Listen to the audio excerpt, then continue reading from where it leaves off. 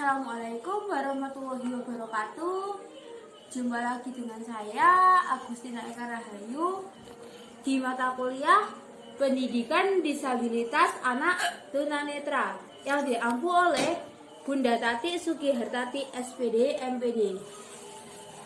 Perkenalkan, saya Agustina Eka Rahayu selaku mahasiswa disabilitas netra dari Universitas PGRI Argopuro Jember atau Unipar dari Fakultas FKIP, Fakultas Ilmu Keguruan dan Pendidikan, kelas A6, Prodi Pendidikan Luar Biasa atau yang dikenal dengan PLB. NIM 211 F10447. Di video kali ini saya akan membahas tentang 1. Kecerdasan anak tunanetra menurut ahli. 2. Karakteristik anak tunanetra. 3. Dampak ketunanetraan bagi keluarga, lingkungan, dan diri anak. Dan di sini juga saya akan memadupadankan antara teori dan realita. Bagi yang ingin tahu pembahasan lebih lanjutnya, jangan lupa simak video pemaparan materi berikut ini ya. Cekidot.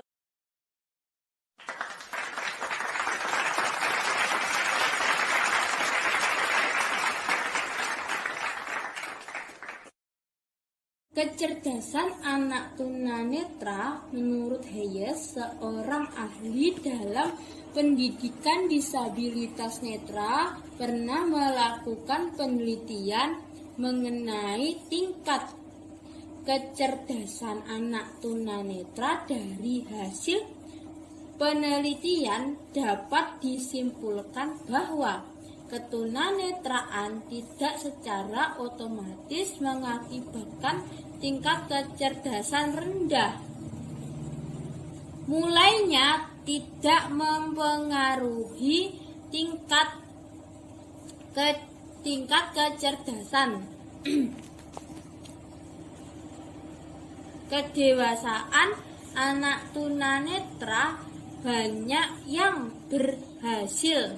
Aku dewasa maksudnya ya. Ini anak tunanetra itu banyak yang meraih prestasi intelektualnya jika lingkungan memberi kesempatan, terus kemudian motivasi untuk berkembang.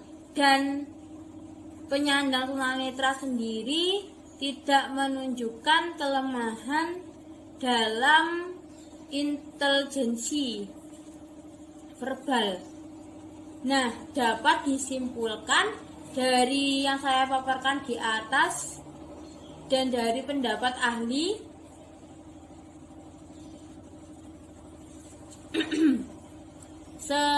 anak tunanetra itu memiliki kecerdasan yang setara dengan anak yang berpenglihatan normal atau orang awas jika lingkungan sekitar dapat mendukung potensi anak.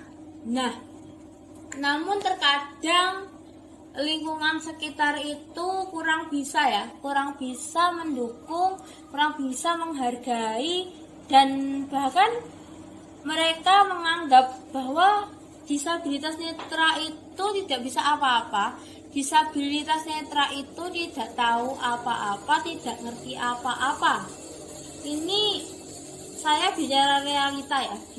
Karena juga di samping saya penyandang tunanetra, seperti yang saya paparkan di video pembukaan tadi, saya juga punya temen yang sering curhat tentang perlakuan masyarakat sekitar terhadap dia.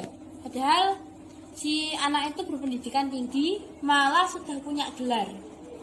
Nah, sebenarnya hal seperti itu kita tidak bisa menyalahkan lingkungan sekitar, namun juga kesalahan dari anak tunanetranya sendiri.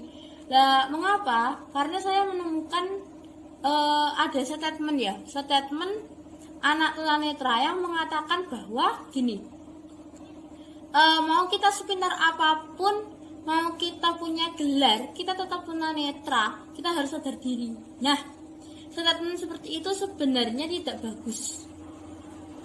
Karena kenapa? Adanya statement seperti itu, kenapa nggak bagusnya? Lah iya, nggak bagus. Kenapa? Kalau ditanya kenapa? Karena seperti ini. Kita sepintar apapun memang kita tetap tunanetra.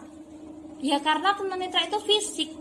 Yang dikatakan fisik sampai kapanpun tidak bisa dirubah. Sampai kapanpun dia tetap seperti ini. Seperti halnya gemuk, kurus, tinggi, pendek. Itu apakah bisa berubah sampai kapanpun? Kan enggak. Terus lagi saya menemukan statement lah.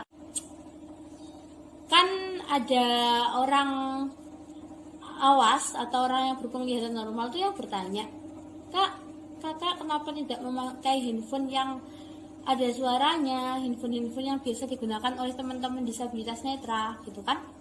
Nah, si anak tersebut itu berstatement seperti ini. Buat apa kita repot-repot pakai handphone yang berbunyi jika orang di sekitar kita mau membacakan? Nah, karena statement seperti itu akhirnya membuat lingkungan sekitar masyarakat yang memiliki pemikiran kurang luas jadi menyamakan, atau kalau bahasa Jawanya itu menggebiah uyah antara tunanetra yang satu dengan tunanetra yang lain. Jadi mereka berpikir seperti ini. Oh, berarti tunanetra itu tidak bisa mandiri. Oh, berarti tunanetra itu bergantung sama orang lain. Sampai membaca pesan aja menyuruh orang lain. Padahal sekarang teknologi sudah banyak yang akses untuk tunanetra. Nah, seperti itu teman-teman. Jadi ini saya berpesan khususnya untuk teman-teman tunanetra, tolong sebelum berstatement, sebelum berbicara, kita harus berpikir dulu. Kalau misalnya saya berbicara seperti ini, dampak dan akibat bagi kaum disabilitas netra apa ya? Terus kemudian saya juga berpesan ini untuk lingkungan yang di lingkungannya terdapat anak disabilitas netra. Tolong jangan disamakan dengan tunanetra yang satu dengan tunanetra yang lain, karena tidak sama gitu. Dan setiap kepala orang itu punya pemikiran yang berbeda. Lintas saja itu zaman sekarang, tepatnya pada tahun 2016 kemarin, sudah mengeluarkan undang-undang mengenai tentang disabilitas. Undang-undangnya itu tentang hak disabilitas dalam dunia pekerjaan dan juga dunia pendidikan. Jadi yang berhak sekolah tinggi, yang berhak meniti karir itu tidak hanya orang yang berfisik sempurna saja, namun anak-anak disabilitas juga berhak, asalkan dia mampu dalam hal apa. Hal ini bukan dimaksud mampu dalam hal finansial ya, tapi mampu dalam mengemban apa yang harus diemban oleh disabilitas tersebut. Nah, kenapa saya bercerita seperti ini? Karena saya ingin memberitahukan kepada masyarakat luas dan juga ingin memberikan motivasi ya untuk adik-adik tunanetra, untuk anak-anak tunanetra yang berada di luar sana, agar memiliki semangat meskipun kendala di finansial itu ibaratnya tuh kayak kita bisa nggak ya nanti kuliah gitu. Anak tunanetra memang memiliki keterbatasan dalam indera penglihatan, namun mereka memiliki banyak kemampuan seperti 1. Memiliki kemampuan belajar bahasa dan berbicara. 2. Memiliki daya ingat yang kuat yang disebabkan oleh kemampuan konseptual setelah melakukan pelatihan secara berulang. Nah, maka wajar jika anak tunanetra itu memiliki daya ingat yang sangat kuat dan 1 atau 2 kali dijelaskan oleh guru, ia langsung memahami dan juga kooperatif dalam mengerjakan tugas-tugas. Namun, mereka memiliki kendala, terutama dalam tugas-tugas yang berkaitan dengan visual, ya tugas-tugas yang berkaitan dengan gambar, itu mereka terkendala, sangat terkendala. Next, 3, indera perabaannya sangat kuat. Nah, andalan selain daya ingat, anak tunanetra selalu mengandalkan indera peraba. Jari-jarinya itu digunakan untuk membaca huruf Braille. Ini baik tunanetra total maupun tunanetra low vision. Meskipun dalam teori tunanetra low vision itu dapat menggunakan huruf cetak yang berukuran besar, namun realitanya tunanetra low vision sama gurunya tetap diajarkan huruf Braille. Nanti di slide berikutnya akan saya jelaskan mengapa seperti itu. Next, 4, indera pendengarannya sangat sensitif. Hal ini menjadikan indera pendengaran menggantikan fungsi indera penglihatan anak tunanetra. Ketunanetraan di atas mengindikasikan bahwa tingkat kecerdasan anak tunanetra seperti anak pada umumnya. Contoh siswa yang tidak kalah dengan orang yang memiliki penglihatan normal atau awas. Nah, siswa ini dari pihak keluarga juga mensupport, pihak lingkungan pun juga mendukung, dan akhirnya menjadikan siswa ini tidak kalah dengan orang-orang yang berpenglihatan normal atau orang-orang yang awas. Dia bisa membaca Al-Quran Braille, bisa mengaji, meskipun menggunakan media yang berbeda. Dia juga suka menulis, suka menuangkan perasaannya melalui tulisan, melalui karya tulis seperti cerpen, puisi, dan juga yang lagi hit sekarang itu adalah pentigraf. Namun, nulisnya tidak hanya menggunakan huruf Braille. Adanya kemajuan teknologi saat ini, anak itu bisa menulis menggunakan handphone yang bersuara atau berscreen reader. Aplikasi yang digunakan Tollback. Bisa juga menulis menggunakan komputer bicara selama ini. Namun dikarenakan belum memiliki perangkatnya, jadi anak lebih cenderung menulis menggunakan handphone. Karena kalau misalnya menulis cerpen, puisi, ataupun pentigraf, kalau menggunakan huruf Braille, katanya ya ketika saya wawancarai itu lama, karena harus mengedit-ngedit, dan juga kalau menulis Braille itu kan 1 kali harus jadi. Kalau misalnya dihapus kemudian nulis lagi, itu hasilnya tidak akan maksimal dan tidak akan sempurna. Seperti ketika kita langsung nulis di kertas putih yang sangat bersih, terus langsung nulis dan tulisannya sempurna, itu baru dibaca dengan tangan enak. Tapi kalau misalnya sudah dihapus kemudian kita nulis lagi, itu kurang nyaman dibacanya gitu katanya. Jadi anaknya lebih nyaman menulis menggunakan handphone ataupun komputer. Namun demikian, anaknya tidak meninggalkan huruf Braille. Karena apa? Huruf Braille adalah pilar utama bagi kaum disabilitas netra. Karakteristik anak tunanetra.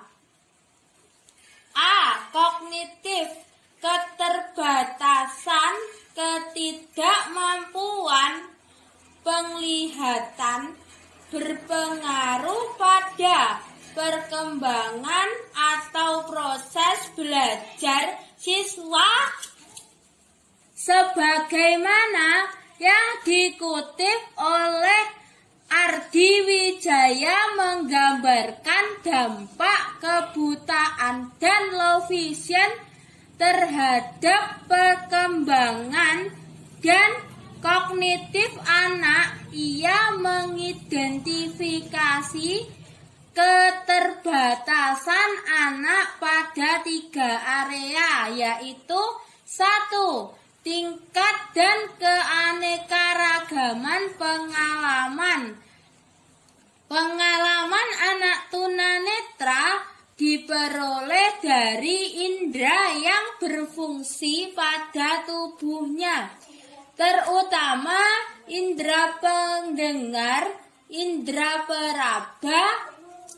Namun, kedua indera tersebut tidak dapat menyeluruh dalam memberikan informasi seperti warna, ukuran, dan ruang.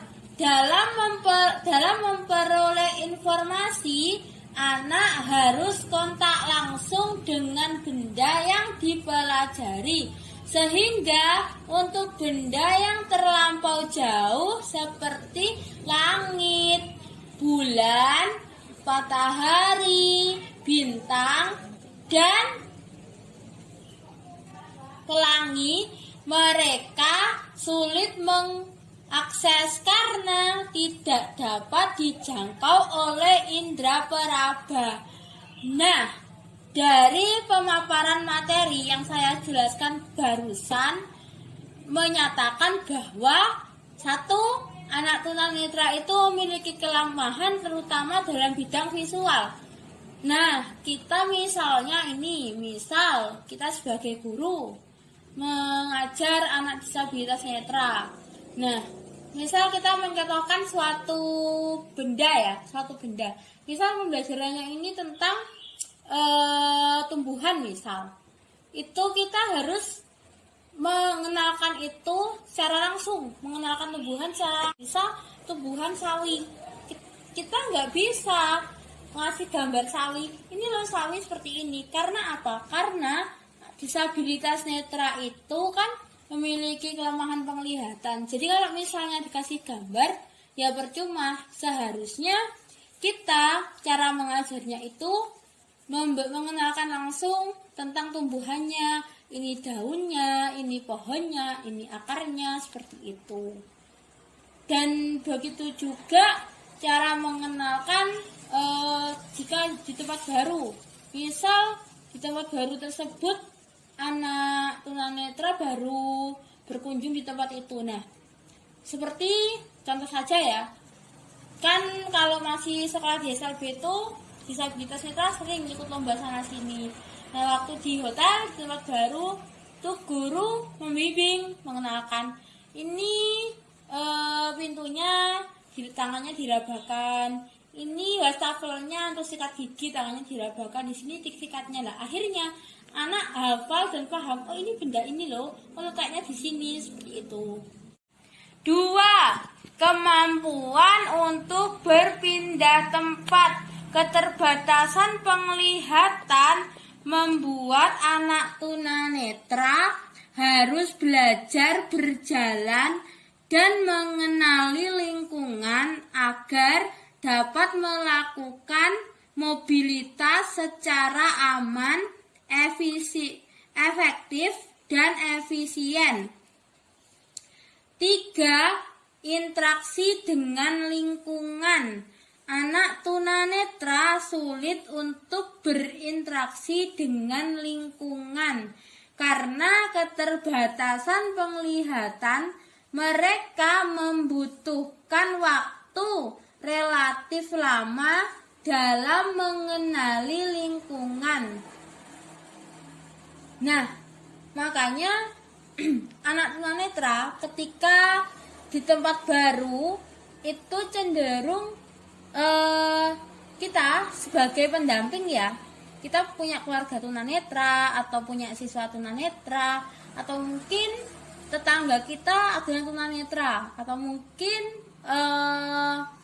ini apa namanya, saudara kita tunanetra. Nah, seharusnya kita sebagai orang yang berpenglihatan itu memberikan pengarahan terkait tempat yang dikunjungi. Nah, ini pengalaman ya, karena saya pribadi juga penyandang disabilitas netra, dan di samping itu saya juga berkumpul sama disabilitas netra itu enggak sedikit, bukan waktu yang singkat. Saya berteman sama mereka, berkumpul sama mereka dalam waktu kurang lebih sudah 13 tahun ya, hingga saat ini. Dari sejak saya kelas 1 SD hingga saat ini. Nah, biasanya ketika di tempat baru, anak disabilitas netra itu disuruh berjalan di belakang pendamping awas. Nah, tangannya memegang siku pendamping awas, seperti kita memegang gelas. Nah, pendamping awas itu jalan seret. Nah, nanti kalau misalnya ada tangga naik, itu bilang naik 1, naik 2, jadi hitung-hitung. Misal naiknya ada 5, dihitung 1, 2, dan seterusnya. Jadi anak tahu, oh ini naik, ini turun. Kemudian jika ada ini hambatan, juga sebagai keluarga disabilitas netra harus menyadari ketika mengajak anak di tempat baru itu jangan diseret, kalau bahasa Indonesianya tuh ditarik. Jangan ditarik, ayo jalan. Tidak boleh seperti itu. Harus pelan-pelan. Karena kalau seperti itu bisa membuat anak disabilitas netra itu tersinggung, kemudian bisa menyebabkan mungkin perasaan, karena disabilitas netra itu pada umumnya mudah tersinggung, teman-teman. B. Akademik. Kemampuan akademik anak tunanetra secara umum setara dengan anak yang memiliki penglihatan normal lainnya. Ketunanetraan mereka berpengaruh pada keterampilan membaca dan menulis. Untuk memenuhi kebutuhan membaca dan menulis memerlukan media dan alat yang sesuai. Jadi seperti ini. Untuk secara teori ya, ini untuk anak disabilitas netra total membutuhkan huruf braille, media belajar huruf braille. Sedangkan untuk disabilitas netra low vision itu bisa menggunakan huruf cetak yang berukuran besar. Nah, ini secara teori. Namun realitanya ya, ini saya berbicara seperti yang saya bilang di awal di video pembukaan. Di sini saya akan memadupadankan antara teori dan realita. Namun secara realita yang saya temui waktu saya masih sekolah dulu, dan juga ini saya sebagai penyandang tunanetra low vision, mungkin low vision saya itu sekitar 1 sampai 5 meter, teman-teman. Di sekolah dulu saya juga tetap diajari huruf braille. Bahkan huruf braille dijadikan huruf yang utama dibandingkan huruf cetak. Untuk huruf cetak saya juga bisa dan tahu bentuk-bentuknya. Namun huruf utamanya itu huruf braille. Mengapa disabilitas netra low vision itu diajari huruf braille? Karena bertujuan agar nanti misal penglihatannya itu mengalami penurunan, karena nggak selamanya penglihatan disabilitas netra itu stagnan. Lah, terkadang ada penurunan, mungkin karena banyak pikiran atau faktor terlalu banyak aktivitas, akhirnya mengalami penurunan untuk penglihatan itu sendiri. Ketika penglihatannya mengalami penurunan, terus anak terlanjur nyaman di huruf cetak, namun si anak tersebut sudah tidak bisa membaca dan menulis menggunakan huruf cetak lagi karena penglihatan yang kurang mendukung. Nah, akhirnya rugi di anak itu sendiri. Karena apa? Karena sulit mau belajar braille kalau sudah besar, dan juga anak terlalu banyak aktivitas akhirnya mengalami penurunan untuk penglihatan itu sendiri. Ketika penglihatannya mengalami penurunan, terus anak terlanjur nyaman di huruf cetak, namun si anak tersebut sudah tidak bisa membaca dan menulis menggunakan huruf cetak lagi karena penglihatan yang kurang mendukung.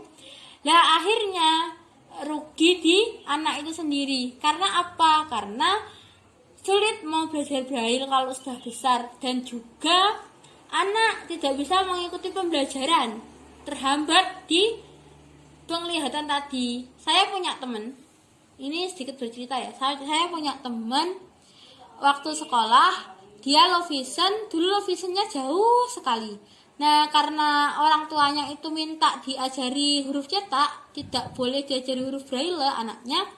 Nah, akhirnya diajarilah huruf cetak sama gurunya.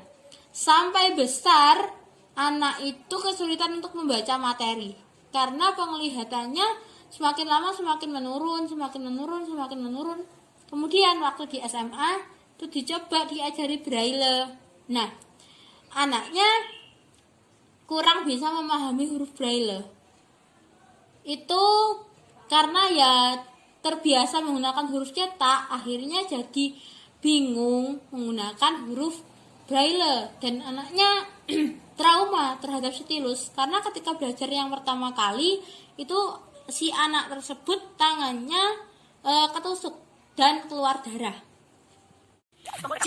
Fisik. Keadaan fisik anak tunanetra yang sangat mencolok yaitu kelainan pada organ matanya.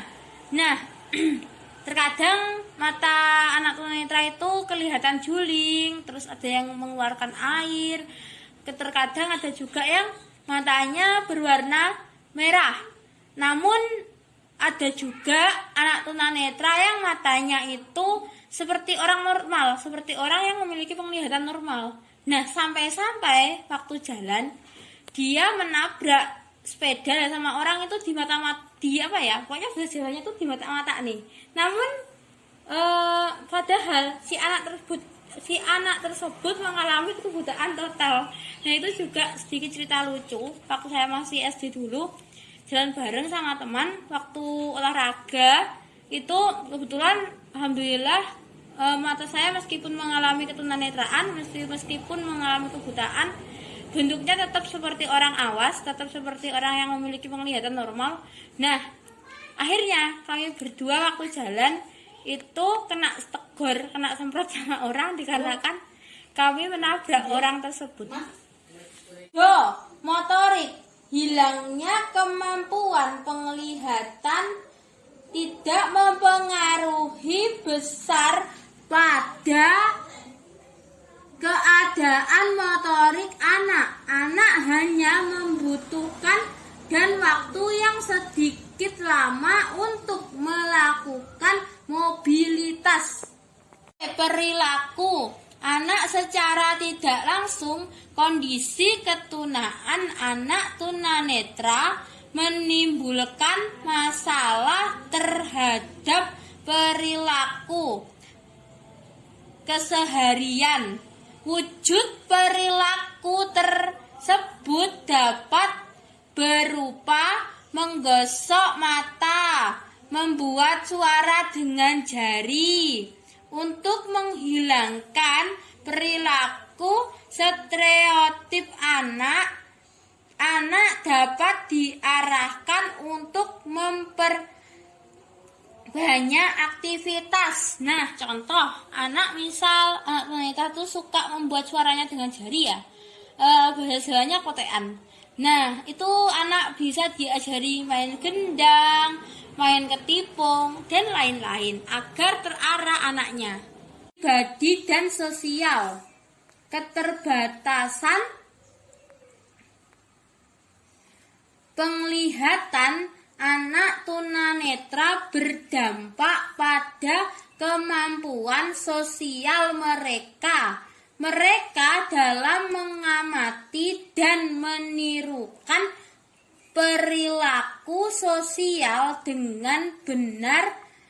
Mereka memerlukan latihan mengembangkan persahabatan dengan sekitar, menjaga kontak mata, penampilan atau postur tubuh yang baik, menggunakan intonasi suara dalam mengutarakan perasaan serta pesan yang tepat saat komunikasi.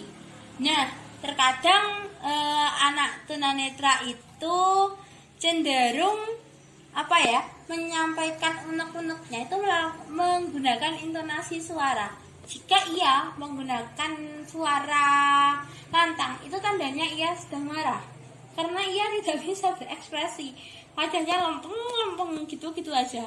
Terus jika ia suaranya itu kayak mendesah, itu berarti dia menangis, dia bersedih. Dan entahlah sedihnya karena apa, kita juga gak tahu kalau anaknya itu tidak bercerita. Tapi cara penyampaian, cara mengutarakan perasaan, ibaratnya tuh aku tuh jengkel sama kamu. Nah, tapi dia tuh nggak mengutarakan melalui mata ataupun wajah, tapi dia mengutarakannya tuh melalui suara ketika komunikasi sama si orang tersebut. Atau malah terkadang juga kalaupun terlalu marah sama orang yang bersangkutan, itu mereka diem dan menanggapinya hanya singkat-singkat. Dampak ketunanetraan bagi keluarga, lingkungan, dan diri anak. Dampak ketunanetraan bagi keluarga yaitu A. Terkadang para orang tua yang ada di pedesaan lebih cenderung malu memiliki anak istimewa dengan ketunanetraannya. Nah, biasanya yang sering terjadi, anak disembunyikan, hanya aktivitas di dalam rumah, tidak dikenalkan dengan lingkungan sekitar, sehingga anak jadi tak tahu apa-apa dan berakibat didiskriminasi oleh lingkungan. Dan hal seperti itu akan berdampak kurang bagus terhadap psikologi anak. Nah, makanya ketika lingkungan mendiskriminasi anak, itu juga kita tidak bisa sepenuhnya menyalahkan lingkungan. Karena yang dijadikan contoh untuk memperlakukan anak disabilitas itu sebenarnya keluarga. Misal keluarga si A itu memiliki anak tunanetra. Nah, cara memperlakukannya mungkin anaknya tidak boleh sekolah, disuruh di rumah saja, tidak boleh keluar rumah, tidak boleh bergaul, tidak boleh bercuap-cuap dengan tetangga. Lah, akhirnya lingkungan mendiskriminasi. Wong yang berpendidikan saja didiskriminasi, apalagi yang seperti ini. Gitu. Terus ini juga sedikit saya akan bercerita. Saya waktu sekolah di SLB, saya punya teman cewek, teman saya tunanetra. Itu dia tunanetra low vision 2 meter, sekitar 2 meter jarak pandangnya itu. Nah, guru saya itu mendatangi rumah anak tersebut, bilang ke orang tuanya bahwa ada sekolah SLB yang bisa menerima anak yang memiliki kebutuhan khusus. Orang tuanya bilang boleh anaknya sekolah, tapi ternyata orang tuanya itu tidak mau mengantar dan menjemput si anak tersebut. Nah, akhirnya gurunya yang mengantar jemput. Sebenarnya prinsip dari orang tua anak tersebut tidak bagus, karena kan seperti ini prinsipnya. Kalau mau anak saya pintar, ya gurunya yang harus mengantar dan menjemput. Itu sebenarnya nggak bagus. Karena apa? Kewajiban orang tua mana? Orang tua kalau mau, dan orang tua kalau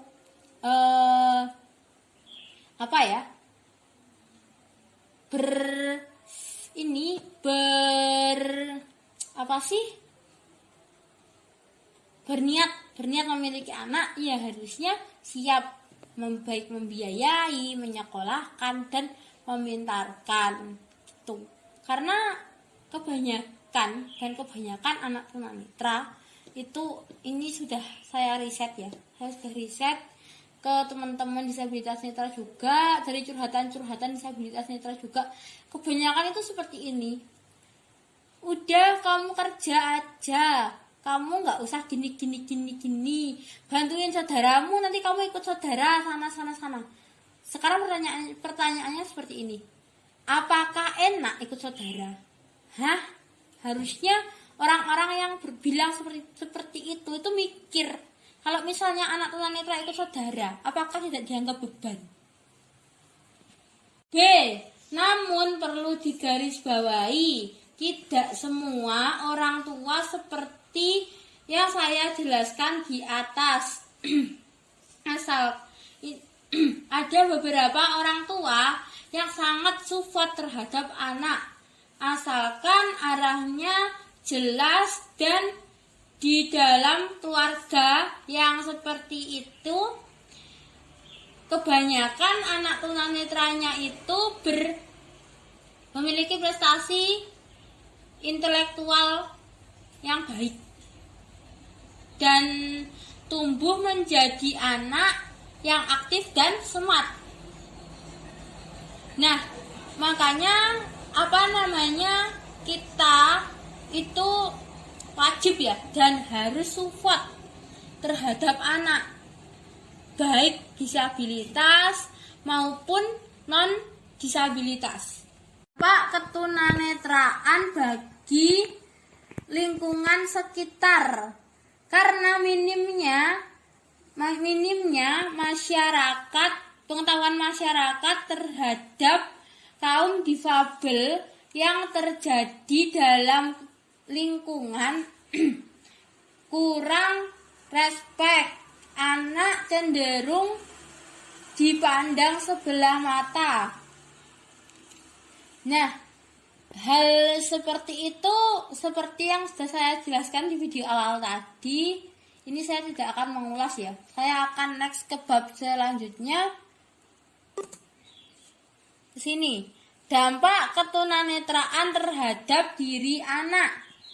Anak merasa minder, itu biasanya kurang percaya diri, dan akhirnya menarik diri dari lingkungan. Terus karena anak kesepian, akhirnya anak mencari hiburan, mungkin mendengarkan radio, terus mendengarkan film-film seperti itu, mendengarkan sandiwara. Nah, akhirnya anak-anak tunanetra yang masih kecil itu biasanya suka ngomong sendiri. Sebenarnya anak ngomong sendiri itu tidak ganda ya, karena kita tidak boleh ngejudge, oh si A tuna ganda, nggak boleh, seperti itu nggak boleh. Karena gini, sebenarnya anak ngomong sendiri itu mungkin ketika dengerin radio, dia dengerin hal-hal yang lucu lah, akhirnya teringat hal yang lucu tersebut, dan anak jadi ketawa gitu. Biasanya aja kita kalau lagi melamun terus kita teringat sesuatu yang lucu misal, kita pasti akan tertawa. Itu nggak hanya tunanetra saja kok. Jadi kita nggak boleh ngejudge seperti itu, oh si A itu lo ganda, nggak boleh. Sebenarnya seperti itu. Jadi yang kita lakukan ya ini, menemani anak, mengajak ngobrol anak, agar anak tidak terjebak ke dalam halusinasi ataupun imajinasi ya, karena keseringan sendiri mendengarkan radio seperti itu. Baik, terima kasih yang sudah menyimak tugas UAS saya, presentasi saya barusan terkait kecerdasan anak tunanetra menurut ahli, karakteristik anak tunanetra, dan dampak ketunanetraan bagi keluarga, lingkungan, dan juga diri anak. Semoga apa yang saya sampaikan dapat bermanfaat, dan yang ingin bertanya ataupun berkomentar boleh langsung klik di kolom komentar yang ada di bawah ini. Oke, Sebelum saya akhiri, di sini saya ada pantun untuk para pejuang toga semua. Jalan dari Jember ke Kota Blitar, kendaraannya bis Akbar Jaya. Marilah kita berusaha jadi mahasiswa yang smart dan pintar, agar kelak menjadi sarjana yang bermanfaat bagi bangsa dan negara. Wabillahi taufiq wal hidayah. Wassalamualaikum warahmatullahi wabarakatuh.